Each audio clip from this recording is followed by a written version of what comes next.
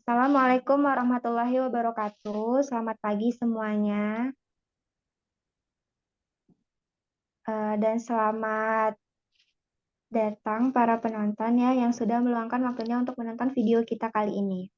Oke, sebelum kita mulai video kita, materi kita hari ini, ada baiknya kita berkenalan dulu ya sama kelompok satu. Kita dari kelompok satu Rumpun Biologi, mahasiswa PPG Prajabatan 2022 gelombang 2 dari Universitas Negeri Medan. Di video kali ini kita bakal membahas teori belajar dan motivasi belajar anak ya yang merupakan ruang kolaborasi dari topik 1 mata kuliah pemahaman tentang peserta didik dan pembelajarannya. Nah, di sini ada saya selaku moderator Intan Srimay Astari, kemudian ada Mbak Anissa Rofifah, ada Mbak Desi Tinendung, Diana Tumangger, Nadila Ismi, dan Hasrat Putra. Oke, next. Kita lanjut aja ya untuk mempersingkat waktu, kita lanjut ke materinya. Oke, bisa dimunculkan. Ya, di sini ada, kita langsung ke slide 2 aja ya Mbak Nisa. Mana penerapan teori behavioristik, teori sosial kognitif, dan teori konstruktivisme di dalam kelas. Nah, ini akan dijelaskan oleh beberapa rekan saya ya. Dimulai dari penerapan teori behavioristik yang akan dijelaskan oleh Mbak Nisa. Pada Mbak Nisa saya persilahkan.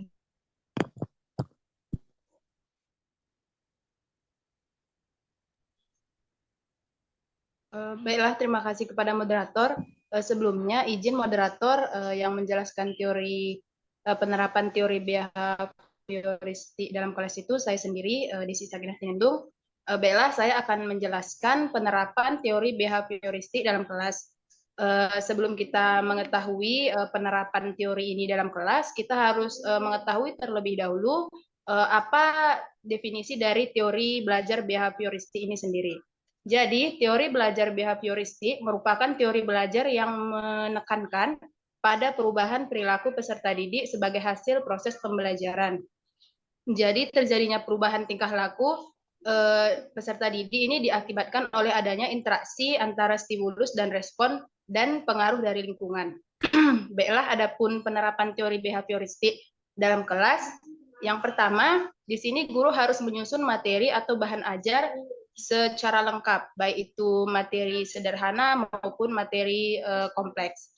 Di mana bahan ajar ini nanti dapat membantu guru dalam menjelaskan materi dan dapat membantu peserta didik dalam memahami materi yang disampaikan oleh guru. Kemudian yang kedua, di sini guru lebih banyak memberikan contoh berupa instruksi dalam mengajar. Jadi pada penerapan teori behavioristik di kelas, di sini guru lebih banyak memberikan arahan-arahan atau instruksi yang harus dikerjakan oleh peserta didik dalam proses pembelajaran. Dan yang ketiga, saat guru melihat ada kesalahan baik pada materi maupun pada peserta didik, maka akan segera diperbaiki. Jadi pada penerapan teori ini di kelas, misalnya ada siswa yang melakukan kesalahan, maka akan segera diarahkan oleh guru untuk meminta maaf. Kemudian yang selanjutnya, guru memberikan banyak drilling atau latihan agar terbentuk perilaku atau pembiasaan seperti yang diinginkan.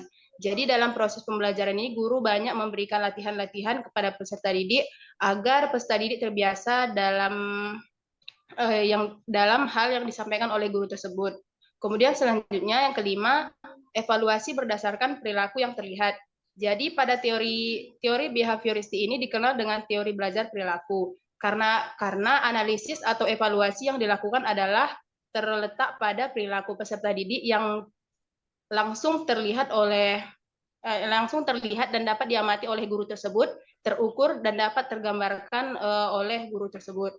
Kemudian yang terakhir, guru dituntut untuk memiliki kemampuan memberikan penguatan baik dari sisi positif maupun penguatan dari sisi negatif.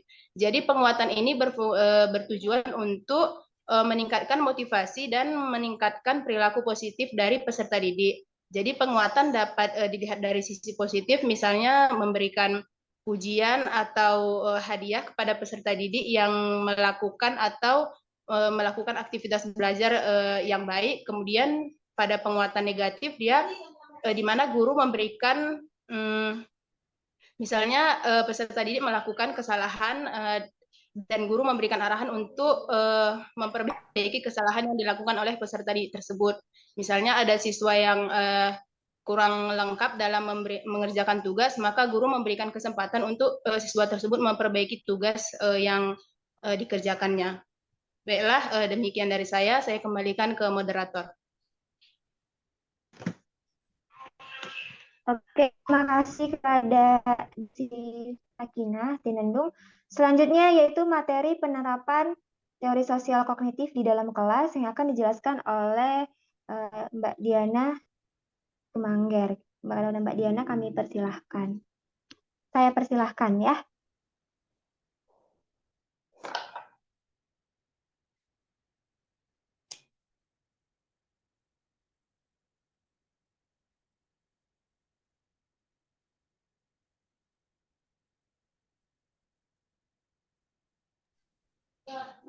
Izin moderator, suara Kak Diana masih di...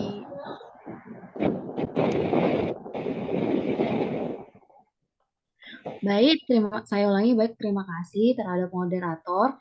Di sini saya akan menjelaskan tentang penerapan teori sosial kognitif di dalam kelas. Nah, sebelumnya kita harus mengerti apa yang dimaksud dengan teori kognitif sosial. Jadi, teori kognitif sosial ini di mana dia menonjolkan gagasan bahwa sebagian besar pembelajaran manusia terjadi di dalam sebuah lingkungan sosial dengan mengamati orang lain, dan manusia memperoleh pengetahuan atau aturan-aturan, keterampilan-keterampilan, strategi-strategi, juga keyakinan-keyakinan itu dengan melihat lingkungan sekitarnya. Jadi, di sini kami akan menjelaskan bagaimana salah satu cara untuk penerapan teori sosial kognitif di dalam kelas. Yang pertama, siswa diminta untuk merefleksikan pengalaman mereka melalui pembuatan jurnal ataupun laporan harian. Kemudian, sebagai guru kita mendorong siswa kita untuk berdiskusi berdasarkan apa yang diajarkan dengan meminta siswa untuk menjelaskan materi pembelajaran di dalam kelas. Kemudian, kita akan membantu siswa menemukan solusi baru untuk suatu masalah untuk mengembangkan cara berpikir kritis oleh para siswa. Kemudian, kita meminta siswa untuk memberikan penjelasan tentang ide ataupun pendapat yang mereka miliki. Kemudian, setelah itu kita akan membantu siswa dalam mengeksplorasi dan memahami bagaimana ide-ide tersebut bisa terhubung. Dan terakhir, kita bisa meningkatkan pemahaman dan ingatan siswa melalui penggunaan visualisasi dan permainan yang menyampaikan materi. Terima kasih, saya kembalikan terhadap moderator. Oke, terima kasih dari Kak Diana Tumangger ya. Ini maaf ya kalau saya salah-salah manggil Mbak, Kak gitu ya, nggak apa-apa ya. Kita lanjut ke materi berikutnya yaitu penerapan teori konstruktivisme di dalam kelas. Ini akan dijelaskan sama Pak Hasrat ya. Kepada Pak Hasrat saya persilahkan. Baik, terima kasih atas moderator. Di sini saya akan menjelaskan tentang penerapan teori konstruktivisme di dalam kelas. Sebelum kita menerapkan langkah-langkah ini, tentu kita ketahui dulu apa itu yang disebut dengan konstruktivisme. Nah, teori pembelajaran konstruktivisme ini adalah teori pembelajaran yang mengedepankan perkembangan logika dan konseptual pembelajaran, serta pengalaman-pengalaman peserta didik sebelumnya. Jadi, penerapan teori ini ada 6 langkahnya. Yang pertama, itu mendorong kemandirian dan inisiatif siswa dalam belajar. Ini artinya guru memberikan kebebasan kepada siswa untuk mandiri dalam proses pembelajaran. Nah, langkah kedua yaitu guru mengajukan pertanyaan terbuka dan memberikan kesempatan beberapa waktu kepada siswa untuk merespon. Nah, di sini guru mengajukan beberapa pertanyaan yang bersifat pertanyaan yang tingkat tinggi berpikir, tingkat tinggi supaya siswa dapat merespon soal tersebut. Nah, yang ketiga, mendorong siswa berpikir tingkat tinggi atau high order thinking.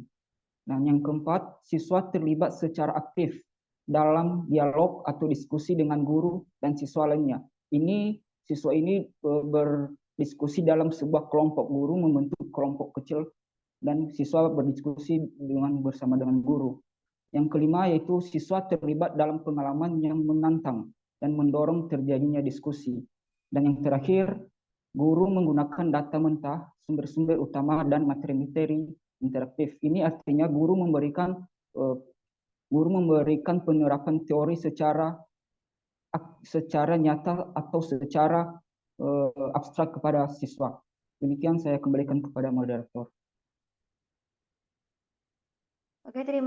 Oke, terima kasih kepada Pak Hasrat ya atas penjelasannya. Kita lanjut ke materi berikutnya. Kita mau membahas model-model pembelajaran apa yang terbentuk berdasarkan prinsip konstruktivisme. Ini akan dijelaskan oleh Mbak Anissa. Kepada Mbak Anissa, saya persilahkan. Baik, terima kasih kepada moderator yang sudah mengizinkan saya untuk berbicara. Jadi, model-model yang terbentuk berdasarkan prinsip konstruktivisme ada 6. Yang pertama yaitu discovery learning. Nah, discovery learning ini atau bisa juga disebut dengan model pembelajaran penemuan, yang mana model ini proses pencarian pengetahuannya dilakukan oleh siswa untuk menemukan suatu fakta. Contohnya, seperti pada saat siswa melakukan pengamatan sederhana tentang bagaimana lilin bekerja. Jadi di sini siswa akan melakukan observasi, kemudian membuat ide atau hipotesis yang akan diuji. Dan guru berperan mendukung siswa lalu menjelaskan pembakaran dalam kimia berdasarkan pertemuan oleh siswa. Kemudian yang selanjutnya ada active learning. Nah, active learning atau pembelajaran aktif yaitu pembelajaran yang meminta siswa untuk terlibat penuh dalam pembelajaran seperti dalam berpikir atau thinking, diskusi atau discussing, menyelidiki atau investigating, dan mencipta atau creating. Kemudian yang selanjutnya ada the accelerated learning atau disebut juga dengan pembelajaran yang dipercepat. Nah, jadi pembelajaran yang dipercepat ini maksudnya pola pembelajaran yang dapat menggugah kemampuan belajar peserta didik sehingga pembelajaran lebih menyenangkan dan juga lebih cepat. Jadi, materi yang sulit dibuat dengan mudah oleh guru sehingga siswa tersebut tidak jenuh dalam belajar.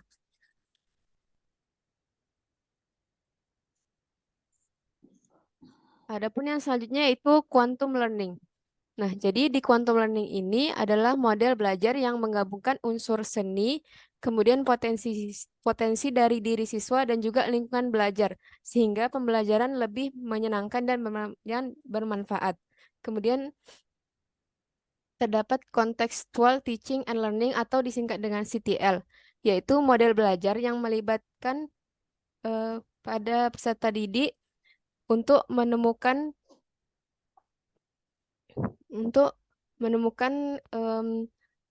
keterlibatan atau untuk menemukan pengetahuan yang dipelajari dan siswa mampu menghubungkan pengetahuan ini dengan kehidupannya sehari-hari. Dan yang terakhir yaitu model cooperative learning.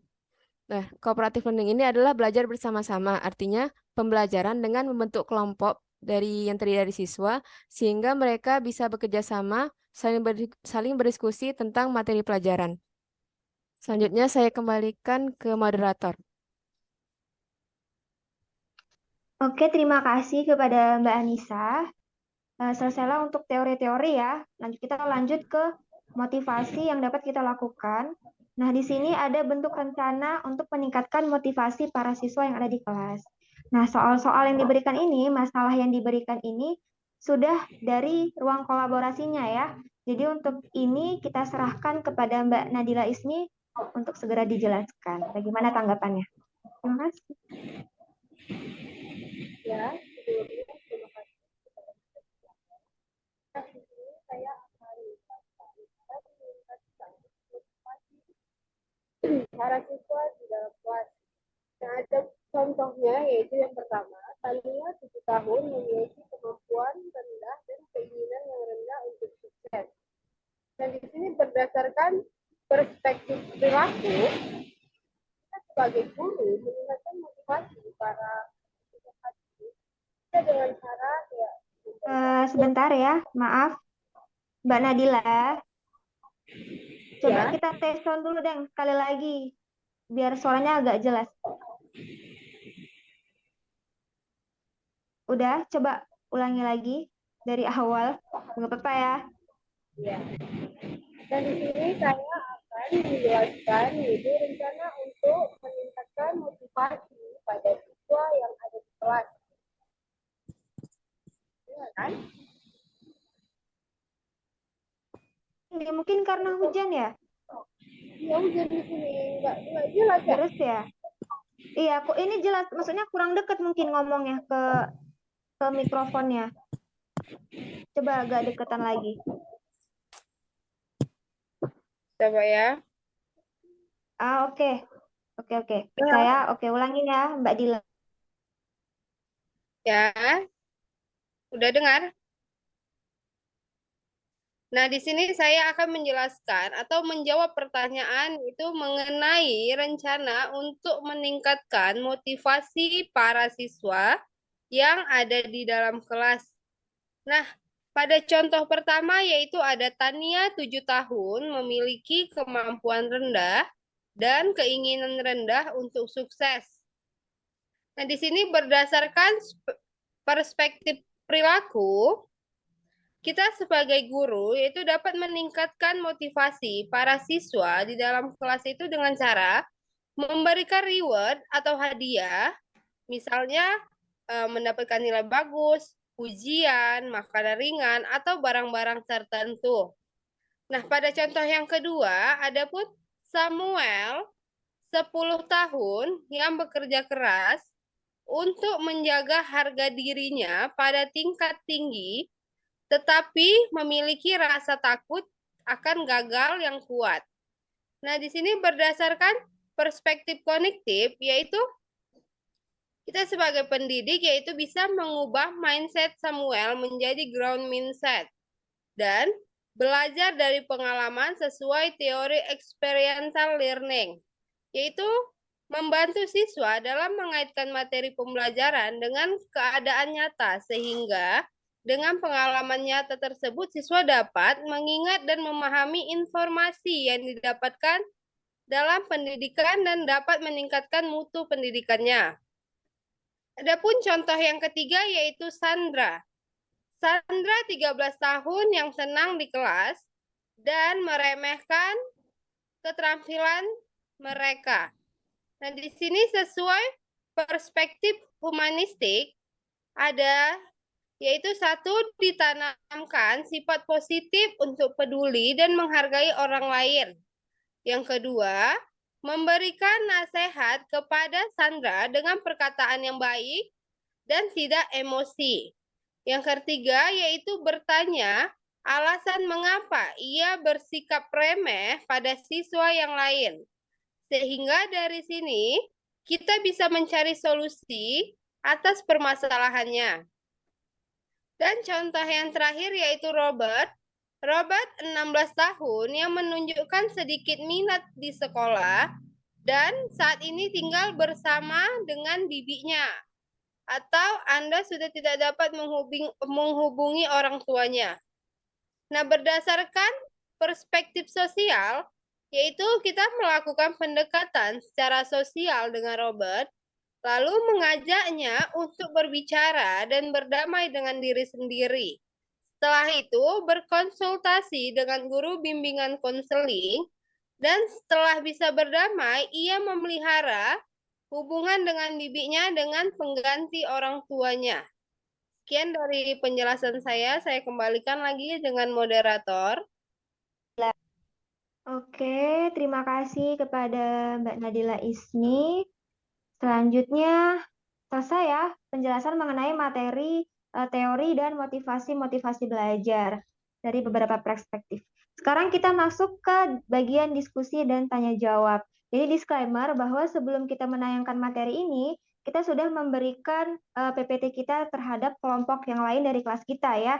Jadi kita juga sudah mengumpulkan beberapa pertanyaan yang akan dijawab oleh rekan-rekan saya nantinya. Oke, boleh langsung. Oke, sudah ya.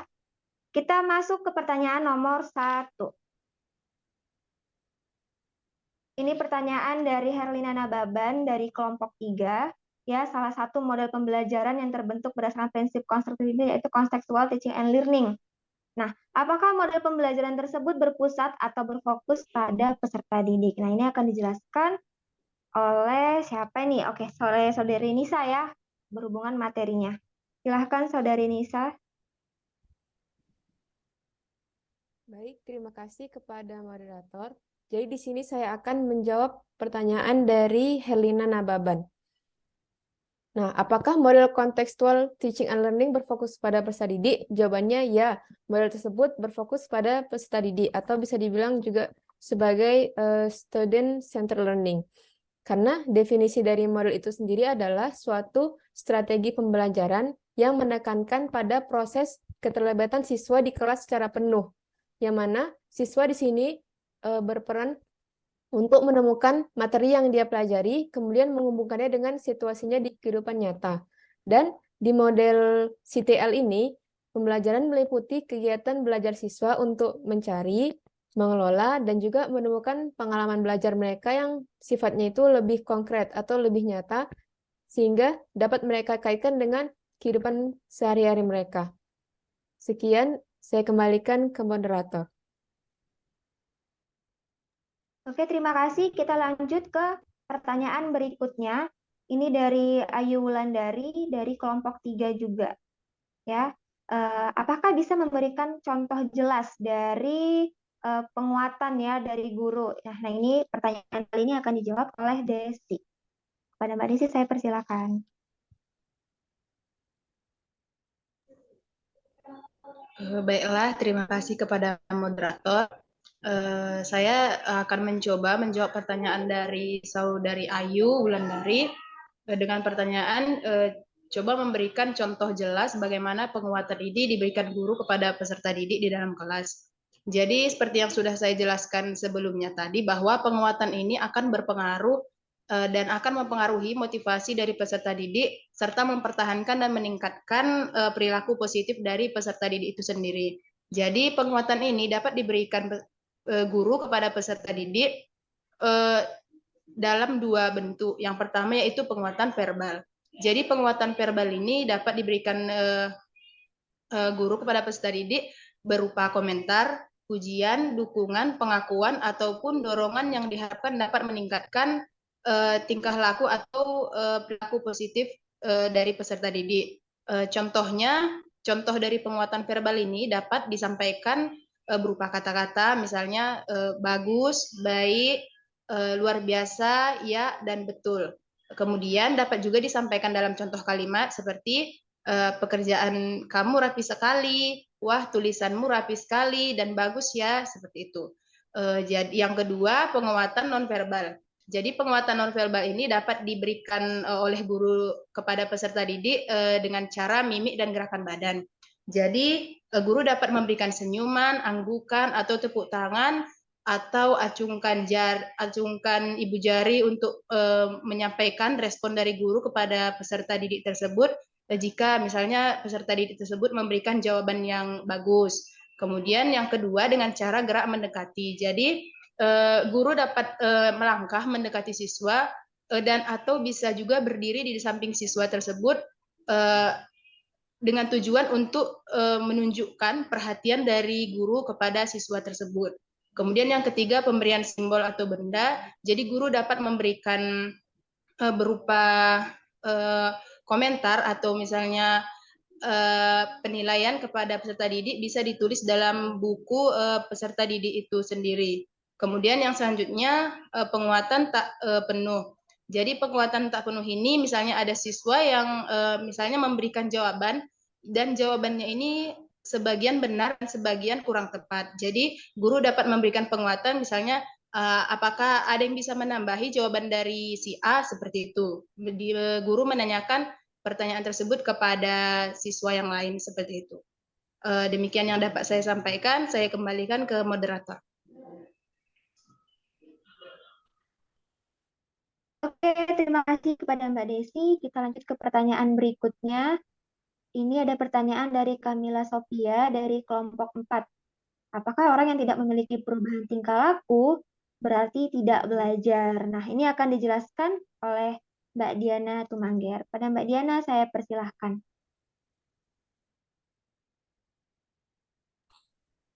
Baik, terima kasih moderator. Di sini saya akan mencoba menjelaskan atau menjawab pertanyaan dari Saudari Kamila Hudaya. Pertanyaannya tadi adalah, apakah orang yang tidak memiliki perubahan tingkah laku tidak belajar? Di sini kita pertama harus melihat dulu pengertian dari belajar itu. Belajar itu bisa kita tinjau dari dua teori. Yang pertama dari behavioristik dan juga teori belajar kognitif.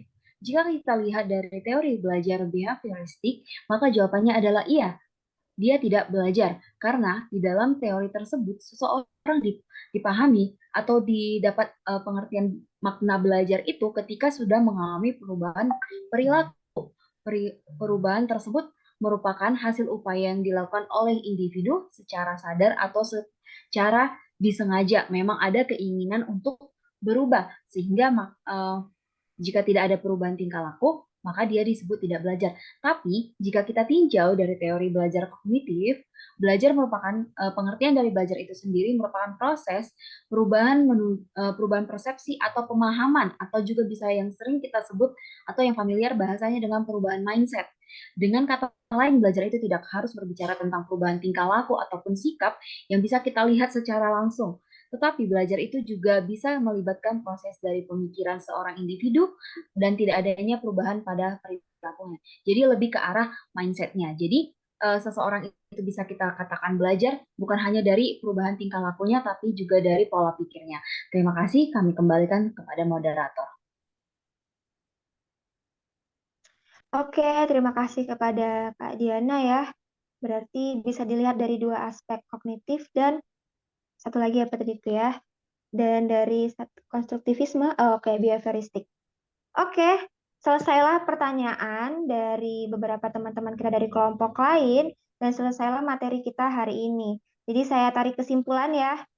Adapun kesimpulan dari penjelasan materi kita pada topik ini adalah bahwa yang pertama penerapan teori-teori dari behavioristik, konstruktivisme, sosial dan kognitif ini semuanya berpusat kepada siswa ya, yang mana dalam bahasa Inggrisnya bisa kita katakan sebagai student center learning.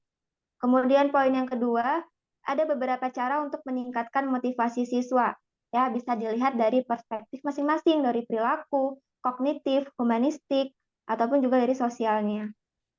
Kemudian cara-cara yang bisa kita lakukan untuk memberikan penguatan ada dua, yaitu dengan verbal dan dengan non-verbal.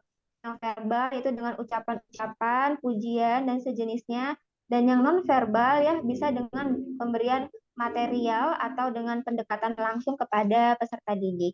Oke, ada yang mau ditambahin kesimpulan dari rekan-rekan sekalian? Kalau nggak ada, maka berakhirlah ruang kolaborasi kita pada topik satu ini. Semoga materinya bermanfaat bagi teman-teman yang sudah menonton maupun bagi teman-teman seperjuangan. Dan kami pamit undur diri. Saya sebagai moderator mengucapkan terima kasih. Wassalamualaikum warahmatullahi wabarakatuh.